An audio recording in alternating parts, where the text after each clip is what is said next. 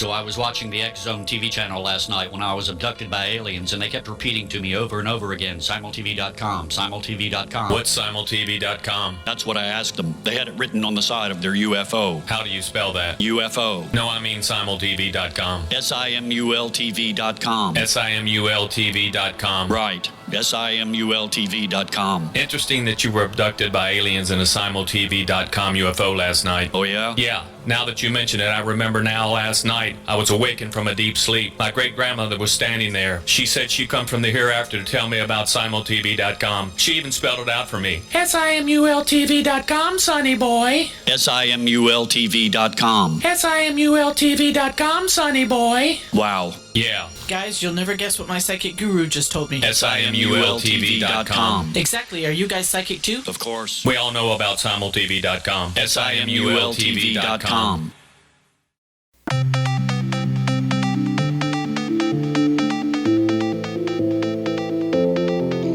Welcome everyone to Too Good to Be True. Thank you for taking the time to listen. The subject for today's show is unidentified serial killers, with the Zodiac Killer probably being the best known. Due to today's content, we encourage younger listeners to be accompanied by an adult. Before we start getting into details, let's just briefly talk about the psychic insight and how we apply it. We choose a subject, then research it, and based on that research, we determine what we think needs to be explained by creating a series of questions. And Justina provides psychic insight to answer those questions. The psychic insight is narrated towards the end of the show. Accepting the psychic insight is a question of individual belief. Now let's go through the disclaimers. Here are the disclaimers. Neither of us claim to have any expertise in any subjects that we discuss. We relate information we find through research and the psychic insight. We are always delighted to hear from the listeners. The show only lasts an hour. We don't have the time to present exhaustive research on any topic. This means that there will be information that we miss. We want to provide a basis for the psychic insight. We don't care if a theory turns out too good to be true, as the show name suggests. We are only interested in finding out more of the truth about topics. Spirit can only relate insight that is appropriate for our time in history.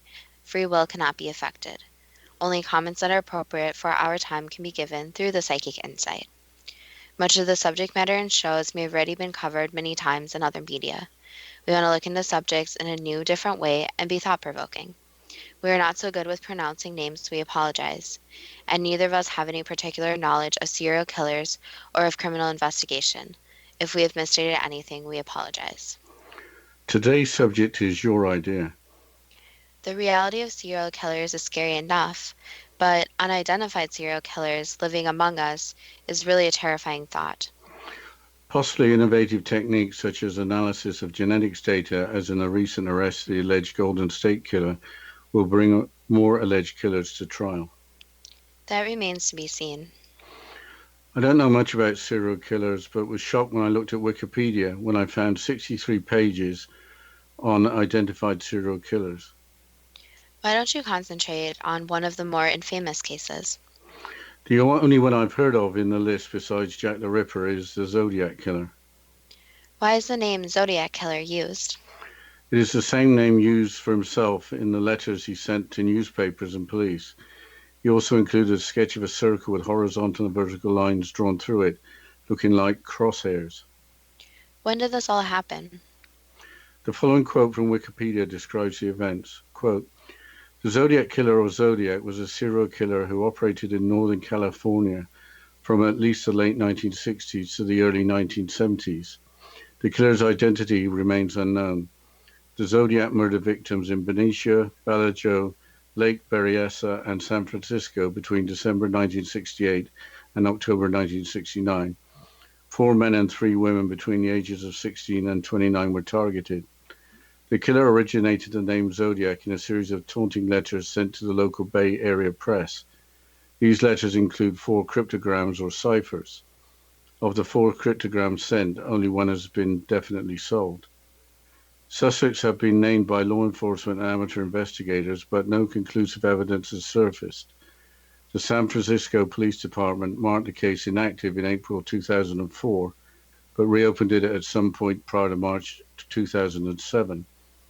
The case also remains open in the city of Vallejo, as well as in Napa County and Solano County. The California Department of Justice has maintained an open case file on the Zodiac murders since 1969, unquote. In the same article, it stated that among the victims, 5 are confirmed dead, 2 injured, and possibly 20 to 28 total dead. But the perpetrator claims to have killed 37. What did the cryptogram that was deciphered say? The killer apparently did it for the thrill, thinking that he will be rewarded in the afterlife with his victims becoming his slaves. He doesn't give his name because he wants more slaves. How did the Zodiac killer murder his victims? By shooting or stabbing them. What is the motive for a Zodiac killing? The website Psychology Today, in a 2015 article entitled "The Zodiac and Other Thrill Killers," provides an explanation. Quote, "Thrill killers are a type of serial killer that derives immense satisfaction from the process of murder, that is, the acts leading up to it, such as tracking their victim, rather than the killing itself. They come to crave the euphoric adrenaline rush provided by stalking and capturing their victim. Tracking their prey becomes an addiction for them, much like a narcotic drug. The primary motive of thrill killers is to induce pain or terror in their victims prior to killing them, which provides intense stimulation and excitement. The victims of a thrill killer are generally strangers, although the killer may stalk them for a period of time before they attack in order to fuel the excitement of the hunt. Normally, the attack of a thrill killer is swift, and there is generally no sexual aspect to the murder. Once the victim is dead, a thrill killer typically loses interest in him/her almost immediately." The article continues. "Thrill killers are perfectionists and often have narcissist personalities. Such traits may drive them to pursue the goal of a perfect murder or delude them into thinking that they will never be caught," unquote. Were any suspects identified? The Wikipedia article names a number of suspects, but all the different investigations don't seem to go anywhere. The composite sketch description the San Francisco Police Department put out at the time was as follows. White male, aged 35 to 45 years old, 5 foot 8 inches, reddish brown hair, crew cut, heavy rimmed glasses, navy blue or black jacket. 5 foot 8 is 1.73 meters. There's also the identification of a taller man wearing an executioner-style hood with dark lenses over the eye holes in the hood.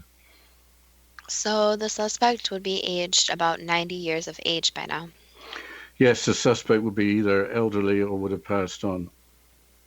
Who is the next unidentified serial killer? This is the redhead murderer. Recently, the series of murders committed decades ago in the southern United States has come back in the news. Here's part of an article from the Knoxville, Tennessee, Knox News website from September of this year. Quote, "A Campbell County homicide victim whose death has long been associated with the so-called redhead murders has been identified as an Indiana woman more than 33 years after her body was discovered off Interstate 75. Tina Marie McKinney Farmer, who was reported missing from Indiana, has been positively identified through fingerprinting, according to a Tennessee Bureau of Investigation news release Thursday." The article continues. The autopsy previously determined she was the victim of a homicide and likely had been killed several days before her body was discovered. The cause of death has not been specified. The autopsy also revealed she was 2 to 5 months pregnant. According to Farmer's date of birth, she was 21, unquote. Any murder is tragic, but such a young woman who is going to have a baby is especially so. Up until very recently, she was just a Jane Doe. But how many murders were there? The same article provides the information along with some new analysis. Quote, "The case was among a series of at least 11 unsolved homicides involving young women with red or reddish hair and slight builds, whose bodies were found close to major highways in Tennessee and several other states between 1978 and 1992. In May, a group of students in a sociology class at Elizabethan High School in Carter County, Tennessee, developed a detailed character profile of a single suspect they believe may have been responsible for at least 6 of the murders, including Farmer's death," unquote. So what was the profile that the sociology students came up with? This was reported in the Elizabethan Star newspaper in May of this year. Alex Campbell, referred to in the quote, is a sociology teacher. Quote, "We believe he is still alive and living in the Knoxville area," Campbell said. In the profile created by students, they were able to find out the subject is a male, born no later than 1962, but no earlier than 1936, with a height between 5'9" and 6'2", and weight between 180 and 270 pounds. The profile estimates that the individual worked as a truck driver and lives near the Knoxville area due to the trend of the 6 murders taking place on the I-4 corridor or along I-75 and I-81. Other profiles highlighted include the subject having an above-average IQ, being right-handed, coming from an unstable home, being able to have emotional relationships with others, and having the motive of being a mission-oriented killer due to the deaths caused by suffocation, unquote. 5'9" and 6'2" correspond to 1.75 and 1.88 meters, while 180 to 270 pounds corresponds to 81.6 to 122.5 kilos. As we don't know much about the Tina Marie McKinney Farmer or the circumstances surrounding her death, why don't you provide a summary of one of the other alleged victims of the Redhead murder? Finding the body of victim Lisa Nichols is described in Wikipedia. Quote, "The body of 28-year-old Nichols, who also used the last name of Jarvis, was found on September the 16th, 1984 along Interstate 40 near West Memphis, Arkansas. She was a resident of West Virginia, and authorities were not able to come into contact with family members for some time, indicating she was estranged from them, resulting in her remaining unidentified for nearly a year." But I think we're going to have to continue with this quote after the break, Justina. Yes, we'll continue talking about the Redhead murders and other unidentified serial killers after the short break. And you're listening to Too Good to Be True with Justina Marsh and Pete Marsh on the X-Zone Broadcast Network, www.xzbn.net.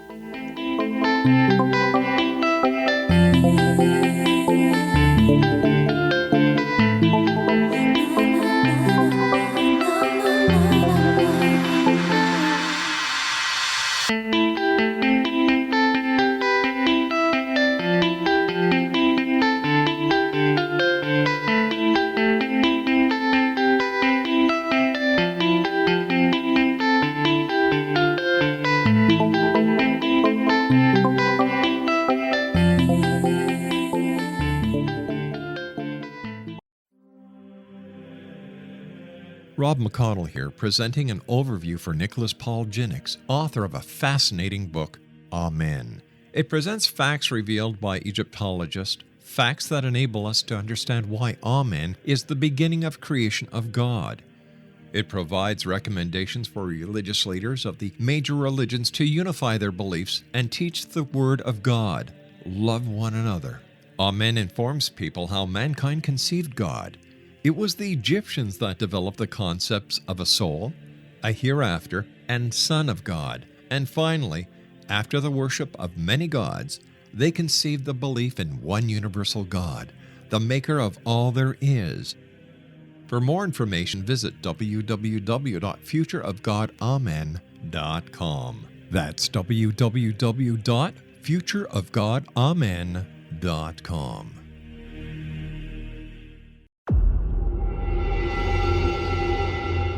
Whether you're a skeptic or a believer, join me, Rob McConnell, as together we'll investigate the world of the paranormal and the science of parapsychology here on the X-Zone Radio TV show on XZBN and the X-Zone TV channel on Simul TV. Since 1990, the X-Zone Radio TV show has been the place where people dare to believe and dare to be heard. Together, we'll investigate UFOs, aliens, ghosts, Bigfoot, psychic phenomenon, lake monsters, conspiracy theories, government cover-ups, the truth embargo, alien abductions, ESP, haunted locations from around the world, and so much more. With over 28 years of broadcasting and more than 4,500 individual guests, the X-Zone is truly a place where fact is fiction and fiction is reality, as evidenced by the credibility, integrity, and professionalism of the guests that we bring to our international audience. If you have seen a UFO, had a close encounter, seen a ghost, Bigfoot, lake monster, or a story that you would like to share or have investigated, contact me, Rob McConnell, by sending me your email to xzone@xzoneradiotv.com, or you can call toll-free 1-800-610-7035, extension 143, and on Skype, X-Zone Radio TV. For more information on the X-Zone Radio TV show with yours truly, Rob McConnell, visit www.xzoneradiotv.com or www.xzonetvchannel.com or simultv.com and xzbn.net. Until next we meet here in the X-Zone from our broadcast center and studios in Hamilton, Ontario, Canada, always remember, X-Zone Nation, keep your eyes to the sky and your heart in the light.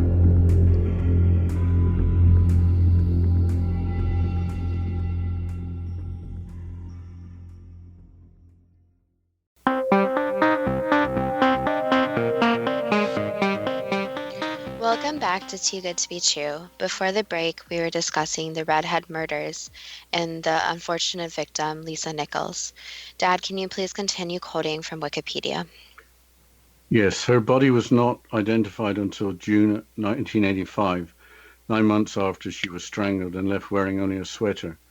She was identified through fingerprints. Nichols is believed to be part of the Redhead murders, and she was found along a highway and had strawberry blonde hair at the time of her demise. Her remains were identified by a couple from Florida who had allowed her to stay with them for a period of time. Nichols may have been murdered after leaving a truck stop along the highway and may have attempted to hitchhike, unquote. It sounds like Strawberry Blonde was close enough to being a redhead for the killer. Another alleged victim's name became known only days ago in October of this year. She was Epsie Regina Black Pilgrim of North Carolina. The circumstances surrounding her death are in Wikipedia. Quote, the body of a woman who had died by suffocation was found in a white Admiral refrigerator in Gray, Knox County, Kentucky on April the 1st, 1985, alongside Route 25. The refrigerator had a decal of the word Superwoman on the front. The victim had been dead for a few days and was nude except for two distinctive necklace pendants, one of a heart and the other of a gold-colored eagle, and two pairs of socks, one white and the other white with green and yellow stripes. There were reports that the victim may have been soliciting a ride to North Carolina over a CB radio. The article continues. Her eyes were light brown and her hair was red and nearly a foot long, which fit the pattern of the redhead killer. After her autopsy, she was determined to be between 24 and 35 years old and approximately 4'9" to 4 feet 11 inches tall. It is also possible that she owned a pair of boots found near the refrigerator, unquote. 4'9" to 4 feet 11 inches corresponds to 1.45 to 1.5 meters. How did they confirm her identity? With DNA, following the Kentucky police asking for help from the public in June of 2017. It's good to know that the police work is still going on in these cases after all this time. The Wetzel County victim was found naked alongside Route 250 near Littleton, Wetzel County, West Virginia on February 13th, 1983. She may have been the victim of sexual assault.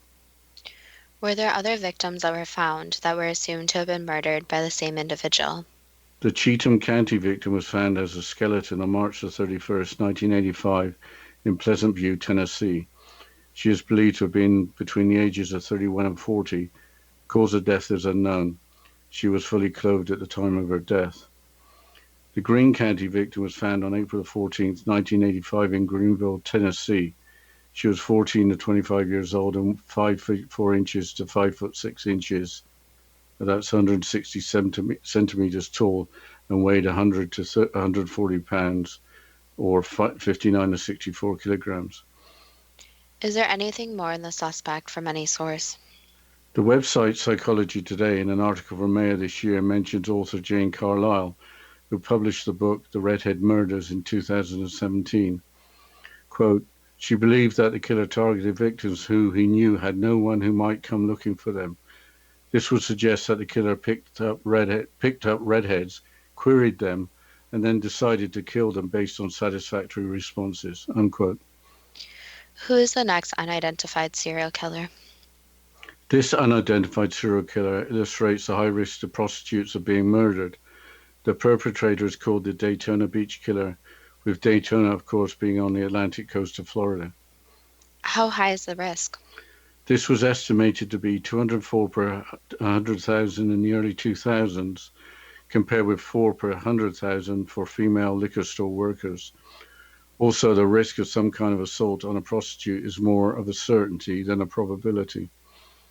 When did this happen and who were the victims?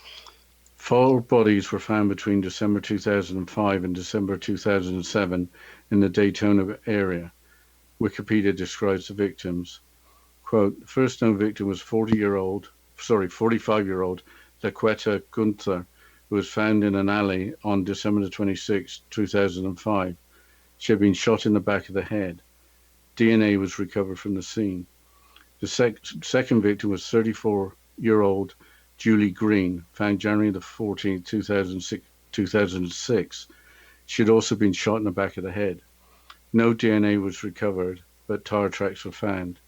The tires were for a 2003 Taurus or Sable, and in fact, exact tires were later found. Just over a month later, on February the 24th, 2006, police found the body of Iwana Patton, 35, on a dirt road. She had been shot, but not in the back of the head, and possibly had struggled with the killer. DNA was recovered along with a shell casing that allowed police to identify the make and model of the pistol used, of .40 caliber Smith & Wesson Sigma Series VE. Ballistics and recovered bullets and recovered DNA matched. Authorities received an anonymous telephone call describing the location of Patton's body, but the caller was eventually identified and questioned and is not a suspect in the killings. All 3 women are believed to have worked as sex workers in the Daytona Beach area. Police believe the victims voluntarily accompanied their killer, possibly in a vehicle, and were subsequently murdered and dumped in the same area of Daytona Beach. The killer did not attempt to conceal the bodies. The remains of Stacy Charlene Gage, 30, was found on January the 2nd, 2008. She had been shot in the head. Police believe she was killed December 11, 2007. Police have further stated that the circumstances surrounding the case are eerily similar to the 3 previous unsolved homicides. Unlike the first 3 victims, Gage did not have a criminal record involving prostitution. However, she did have a history of drug problems.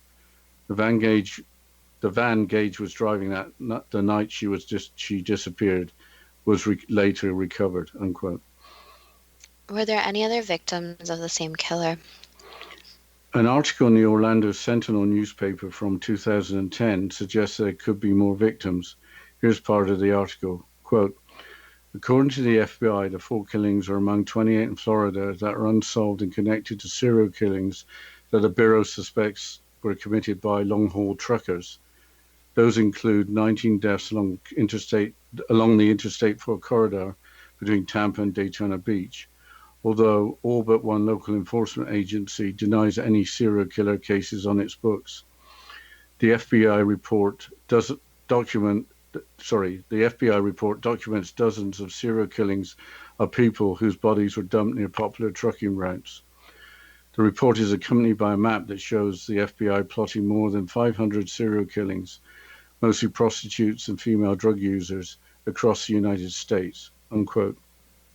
So prostitutes and female drug users are targeted because the chances of anyone immediately missing them are slight.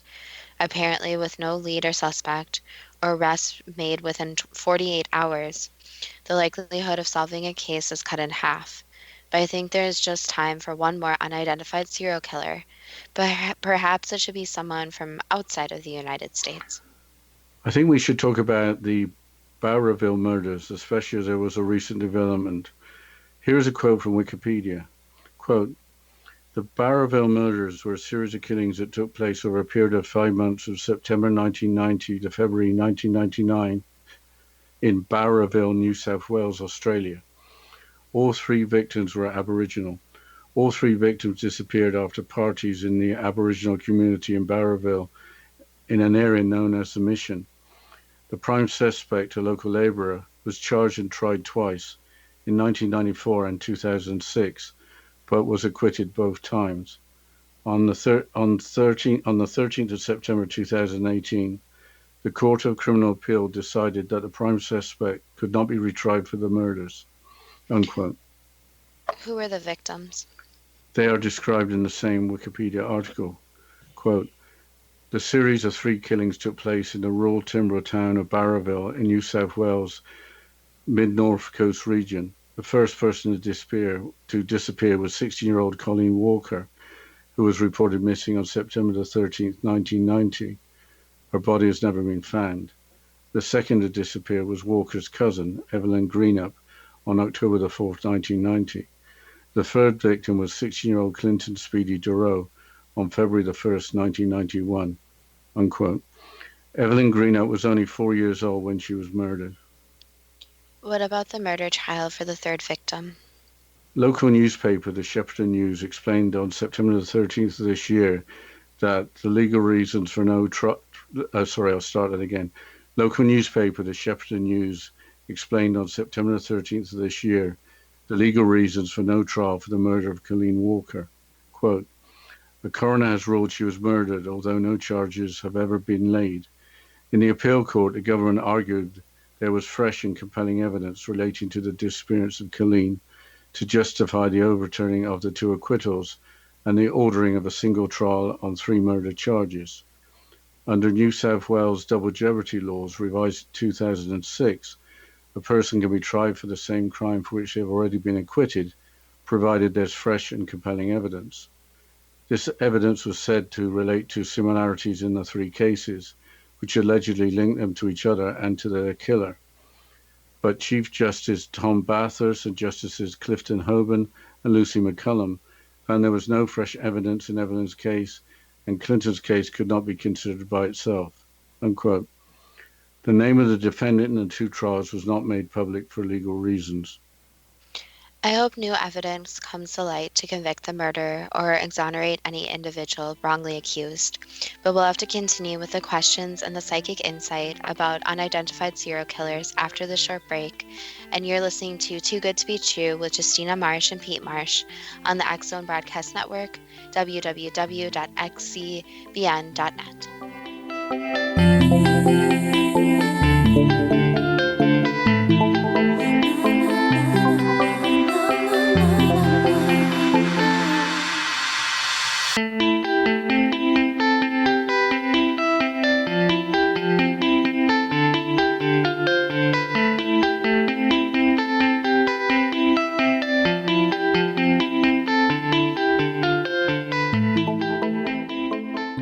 So I was watching the X Zone TV channel last night when I was abducted by aliens, and they kept repeating to me over and over again, simultv.com, simultv.com. What's simultv.com? That's what I asked them. They had it written on the side of their UFO. How do you spell that? UFO. No, I mean simultv.com. simultv.com. simultv.com. Right. simultv.com. Interesting that you were abducted by aliens in a simultv.com UFO last night. Oh, yeah? Yeah. Now that you mention it, I remember now last night I was awakened from a deep sleep. My great-grandmother was standing there. She said she'd come from the hereafter to tell me about simultv.com. She even spelled it out for me. simultv.com, sonny boy. simultv.com. simultv.com, sonny boy. Wow. Yeah. Guys, you'll never guess what my psychic guru just told me. simultv.com. Exactly. Are you guys psychic too? Of course. We all know about simultv.com. simultv.com.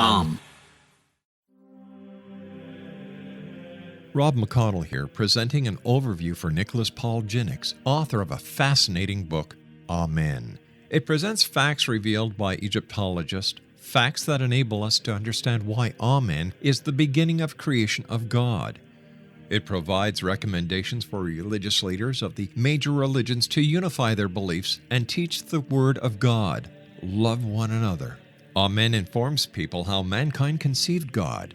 It was the Egyptians that developed the concepts of a soul, a hereafter, and Son of God. And finally, after the worship of many gods, they conceived the belief in one universal God, the maker of all there is. For more information, visit www.futureofgodamen.com. That's www.futureofgodamen.com.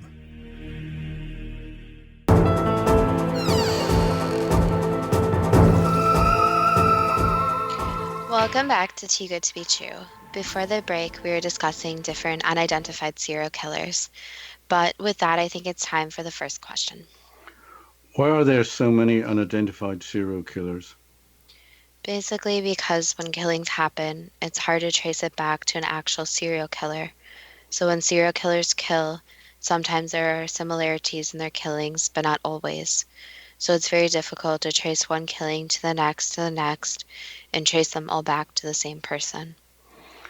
Has the Zodiac Killer committed other murders than in Northern California from the late 1960s to the early 1970s? Yes. So he continued killing after the early 1970s? Yes.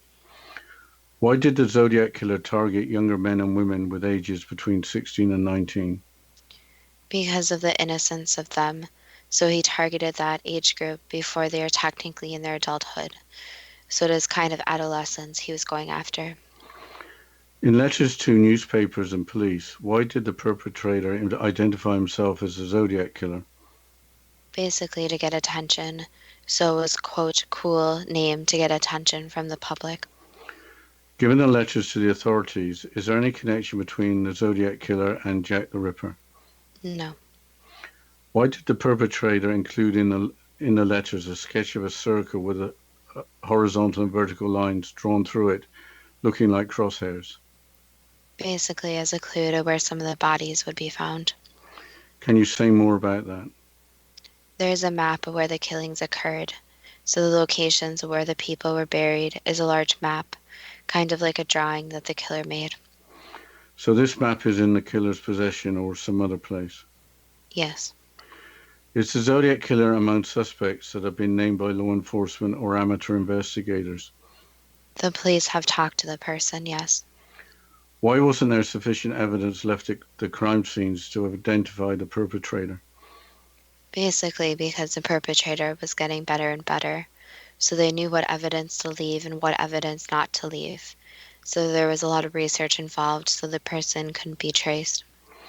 Why has no other conclusive evidence ever surfaced? Basically because the person is very careful, so they have knowledge of what law enforcement are looking for. How would that person have that knowledge? They have an inside connection, you could say. Are there 20 to 28 total victims, including the confirmed 5 that are dead and the 2 injured? Or are there 27 victims as claimed by the perpetrator? There are 37. Why did the San Francisco Police Department mark the case inactive in April of 2004, but then reopen it at some point prior to March of 2007? They found some evidence that was stored way improperly that they wanted to take a look at, but did not want to release information to the public, since it didn't make the department look very good for losing evidence. Did the Zodiac Killer always stalk his victims, or was he also an opportunistic killer? He always researched and watched his victims before committing the horrible acts. Did the Zodiac Killer murder people just for the thrill of killing? Yes, basically the high he got from killing. Why does the Zodiac Killer think that he will be rewarded in the afterlife, with his victims becoming his slaves? Basically what twisted information he has in his mind. So in his mind he's doing something positive, something that is rewarding for him. So this goes back to people having a choice, that when they make a choice there are rewards and there are negative consequences. In his mind the rewards are greater and the killing is just something he needs to do to be rewarded.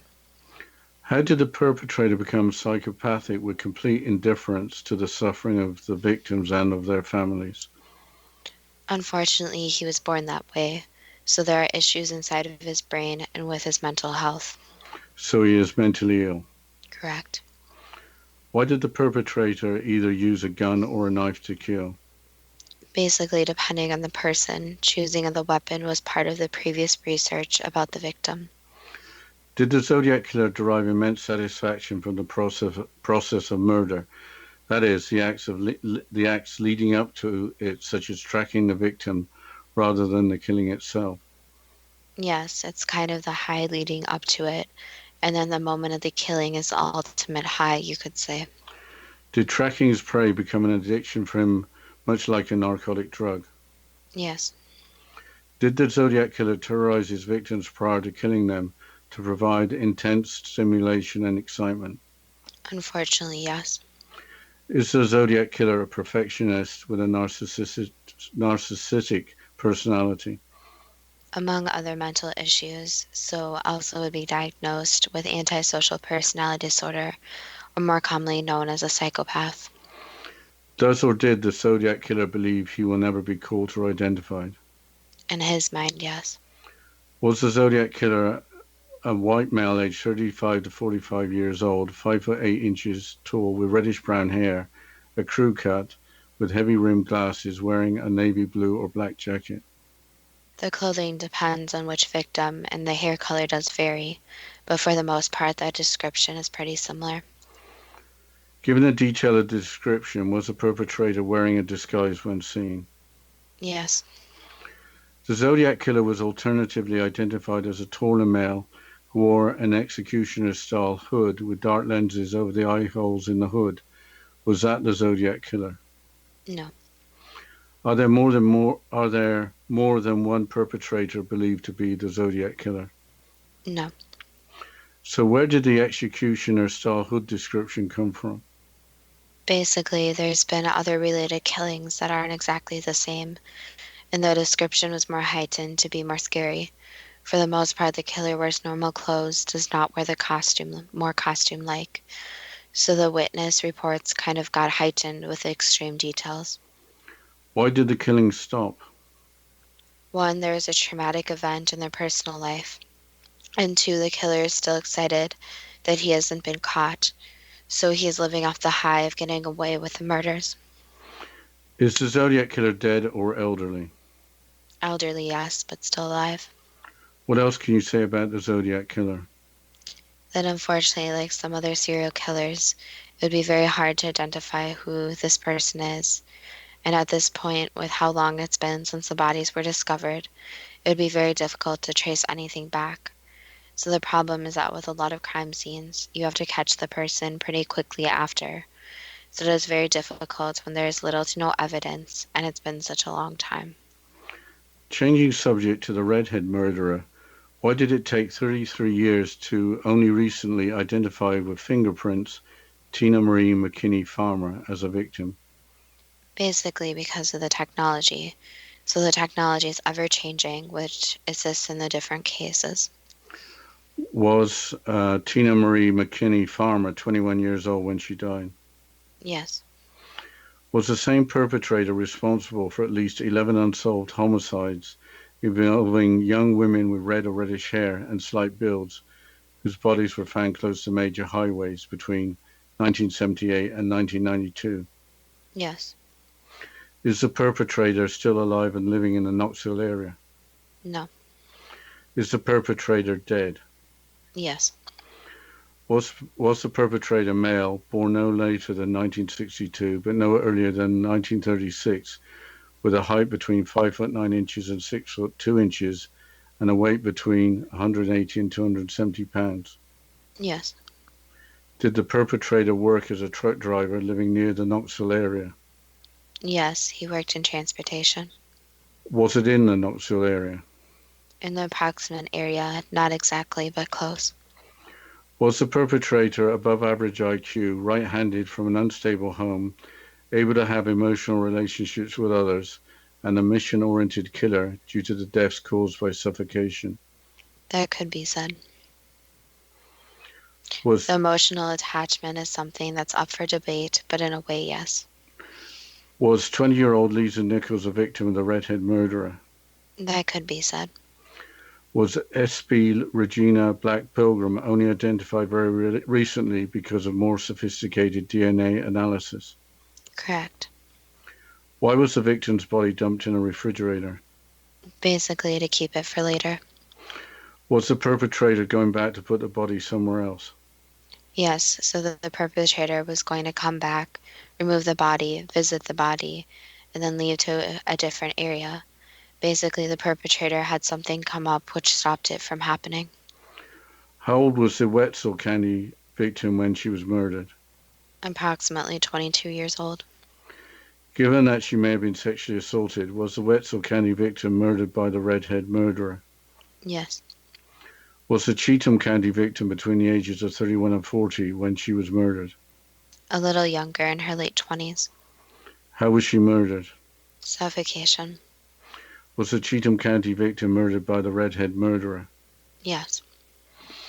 How old was the Greene County victim when she was murdered? Younger, so 18 or 19. Was the Greene County victim murdered by the redhead murderer? No. So she was murdered by somebody else? Correct. Was this a copycat or just another murder? Not a copycat, but a murder by someone she knew. Did the redhead murderer target victims who might have no one to come looking for them if they disappeared? Correct. I think we need to go into a break, Justina. Yes, after the short break, we'll continue with the questions and psychic insight about unidentified serial killers. And you're listening to Too Good to Be True with Justina Marsh and Pete Marsh on the X Zone Broadcast Network, www.xzbn.net.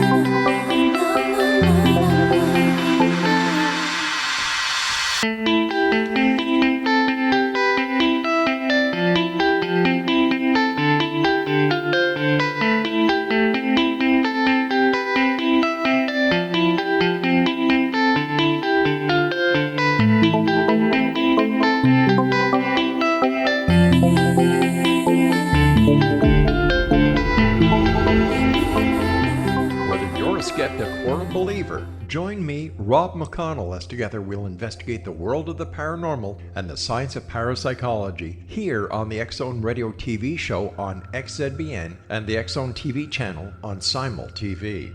Since 1990, the X Zone Radio TV show has been the place where people dare to believe and dare to be heard. Together, we'll investigate UFOs, aliens, ghosts, Bigfoot, psychic phenomenon, lake monsters, conspiracy theories, government cover-ups, the truth embargo, alien abductions, ESP, haunted locations from around the world, and so much more. With over 28 years of broadcasting and more than 4,500 individual guests, the X Zone is truly a place where fact is fiction and fiction is reality, as evidenced by the credibility, integrity, and professionalism of the guests that we bring to our international audience. If you have seen a UFO, had a close encounter, seen a ghost, Bigfoot, lake monster, or a story that you would like to share or have investigated, contact me, Rob McConnell, by sending me your email to xzone@xzoneradiotv.com, or you can call toll-free 1-800-610-7035, extension 143, and on Skype, X Zone Radio TV. For more information on the X Zone Radio TV show with yours truly, Rob McConnell, visit www.xzoneradiotv.com or www.xzonetvchannel.com or simultv.com and xzbn.net.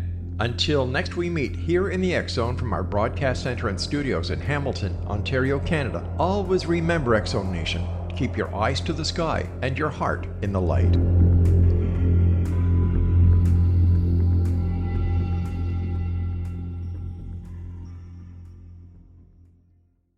You have heard of the X Zone?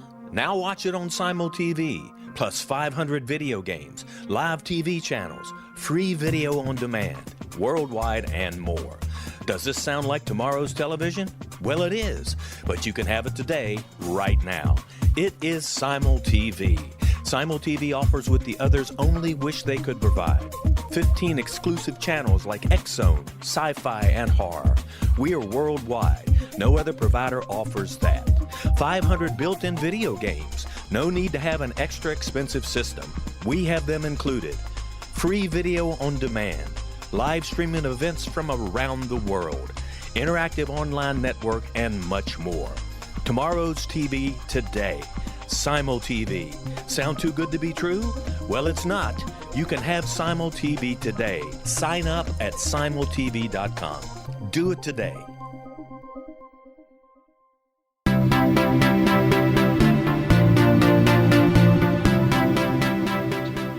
Welcome back to Too Good to Be True. Before the break, we were discussing the questions in the Psychic Insight about unidentified serial killers and the redhead murderer specifically. So, Dad, can you please continue with the questions? Yes. Did the redhead murderer, as a truck driver or transportation worker, give rise to redheads, query them, and then decide to kill them based on satisfactory responses? Yes. What was the motivation for the redhead murderer, especially selecting victims with red or near red hair and slight builds? From a traumatic event, those types of women were his targets because they reminded him of that event. So he wanted to eliminate anyone who looked that way. And again, there is a high of killing. So getting the high of the eliminating people who looked like that. Why did the redhead murderer strangle his victims? He wanted the close contact. Does the redhead murderer have other victims that haven't been mentioned? Yes, 2 others. Have their bodies been found? One has, one hasn't. How did the murderer become psychopathic with complete indifference to the suffering of the victims and of their families? That was triggered by a traumatic event. So basically, you can think of a switch going off in the brain where the switch was turned off, where their emotions, empathy, normal emotions were completely off, and the person lived to destroy others. Why has there been insufficient evidence to identify and put an alleged redhead murderer on trial? Basically, because of when these murders happened. So the technology was not on par with what it is today. So DNA technology and advancements, even in evaluating the evidence, will help with these. So it's possible that the redhead murderer might be identified in the future? Correct. What more can you say about the redhead murderer? Just a warning to anyone who's interested in hitchhiking or taking different brides from other people is to always be very, very careful. So you never know who you're taking a bride from. And unfortunately, there are killers out there like the redhead murderer who will target certain types. So always be very careful, always tell someone where you are going, and always be cautious, since you never know who someone actually is. So some people, like the redhead murderer, seem very normal on the outside, but you don't know their dark history. Changing subject to the Daytona Beach killer, what can be done to convince prostitutes that they are at a high risk of being assaulted and or murdered?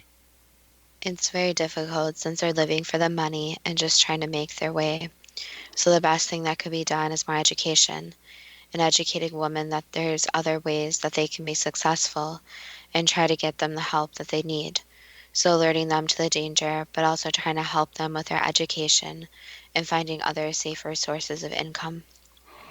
Were identified prostitutes Laketa Gunther, Julie Green, and Iwana Patton murdered by the Daytona Beach killer? Yes. Why did the murderer use a gun to kill his victims? He wanted the instant killing and more of a distance between them because he did not find his victims appealing, you could say. What was the motive behind the killings? He thought that the victims were disgusting and trashed, and he wanted them to be eliminated. He thought that their lives were meaningless. Why didn't the murderer attempt to conceal their bodies? Because again, the victims didn't deserve a burial in the person's mind. Was Stacy Charlene Gage a victim of the Daytona Beach killer? Yes. Was Stacy's drug problem instrumental in her becoming a victim? Yes and no. There could have been more intervention where the drug problem was helped, but again, it's very hard to change the timeline of events. Was Stacy's van stolen by the murderer? Yes, then dumped. With 28 unsolved murders in Florida connected to serial killings, is the Daytona Beach killer responsible for more than 4 murders? Yes. Is the FBI correct in thinking that the individuals responsible for the 28 serial killings in Florida are long-haul truckers? That could be said. Can you say how many killings a Daytona Beach killer is responsible for? Of the discovered ones, 6. Is the FBI correct in that there are more than 500 serial killings, mostly prostitutes and female drug users, across the United States? Even more, the numbers are lower for the reported ones, but in reality are higher since a lot of the women go missing and no one reports it. Even with DNA evidence a reality today, why has there been insufficient evidence to identify and put an alleged Daytona Beach killer on trial? Because the DNA evidence has to be left. So it's very difficult when the killer is very careful about leaving DNA.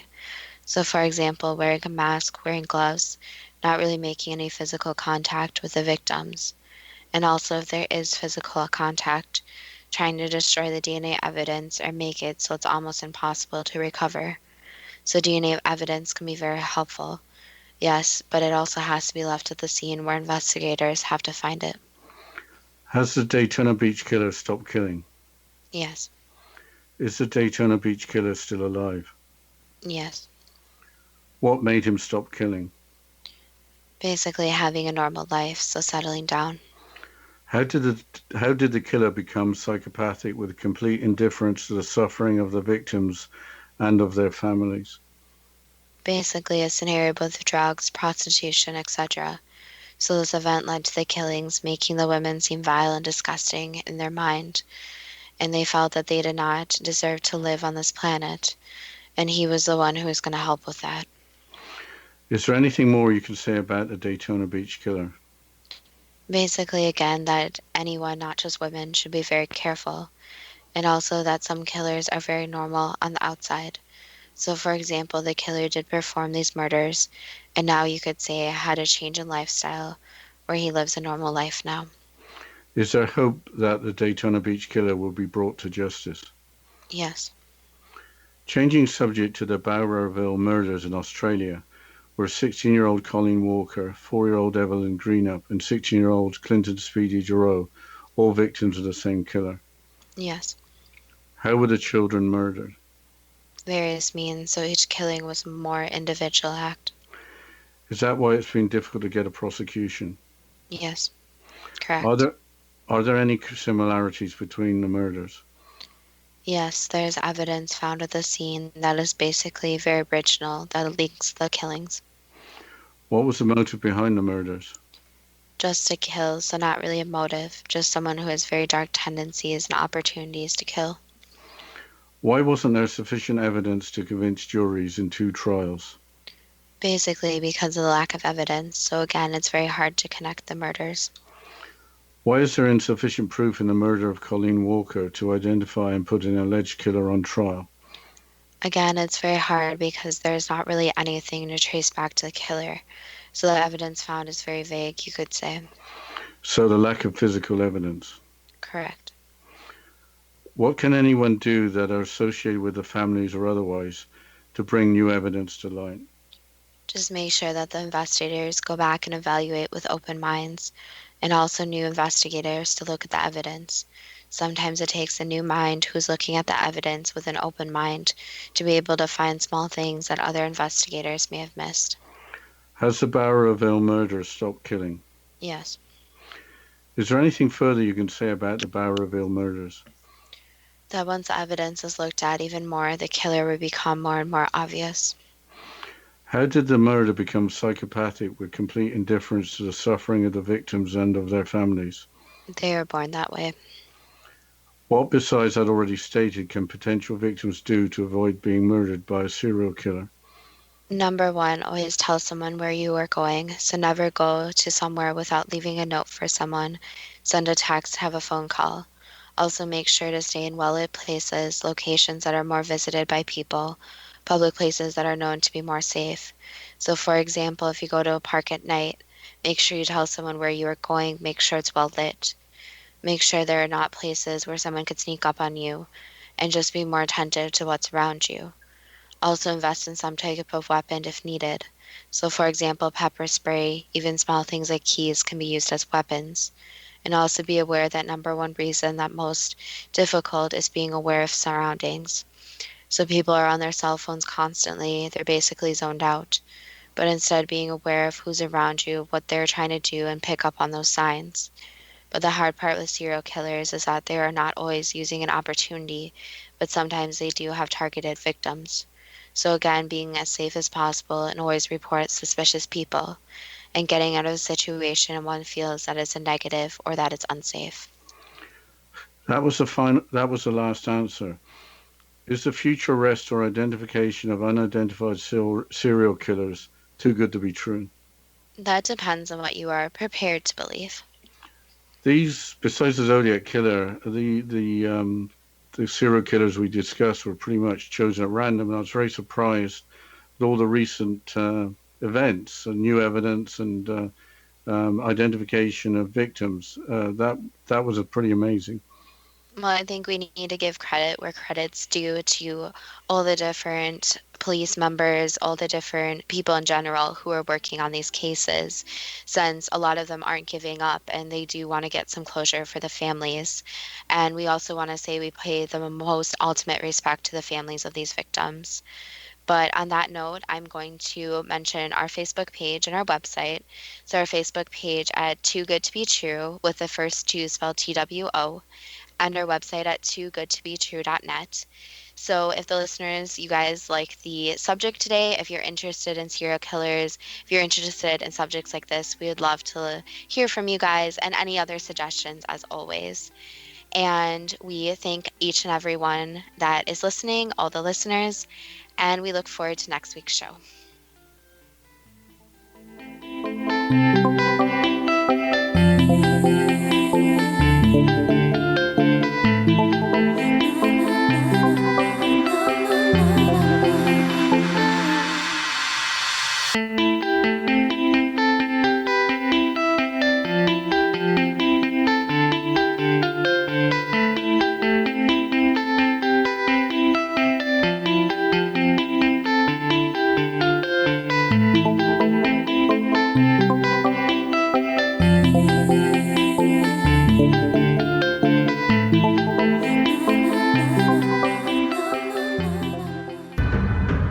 If you are looking for a safe, zero-calorie natural option to the harmful artificial sweeteners on the market today, Just Like Sugar is what you're looking for. Just Like Sugar is a wonderful natural alternative for those health-conscious people who choose a calorie-restricted diet with a great, pure, sweet flavor that tastes just like sugar. Just Like Sugar is a great natural option for people suffering from diabetes and may be useful in restricted diet programs where standard sugars are not allowed and does not cause a laxative effect of some other sweeteners. Just Like Sugar comprises a perfect blend of chicory root fiber, natural calcium, natural vitamin C, and Just Like Sugar's sweetness comes from the natural flavors from the peel of the orange. Just Like Sugar is a natural alternative to harmful artificial sweeteners and will change the way that you believe all natural sweetener products taste. Just Like Sugar is available at your local Whole Foods markets, Wild Oats markets, Henry's, Sun Harvest, and many other fine natural food stores in the U.S., Canada, and worldwide. You have heard of the X Zone? Now watch it on Simul TV, plus 500 video games, live TV channels, free video on demand, worldwide, and more. Does this sound like tomorrow's television? Well, it is, but you can have it today, right now. It is Simul TV. Simul TV offers what the others only wish they could provide. 15 exclusive channels like X Zone, sci-fi, and horror. We are worldwide. No other provider offers that. 500 built-in video games. No need to have an extra expensive system. We have them included. Free video on demand. Live streaming events from around the world. Interactive online network, and much more. Tomorrow's TV today. Simul TV. Sound too good to be true? Well, it's not. You can have Simul TV today. Sign up at simultv.com. Do it today.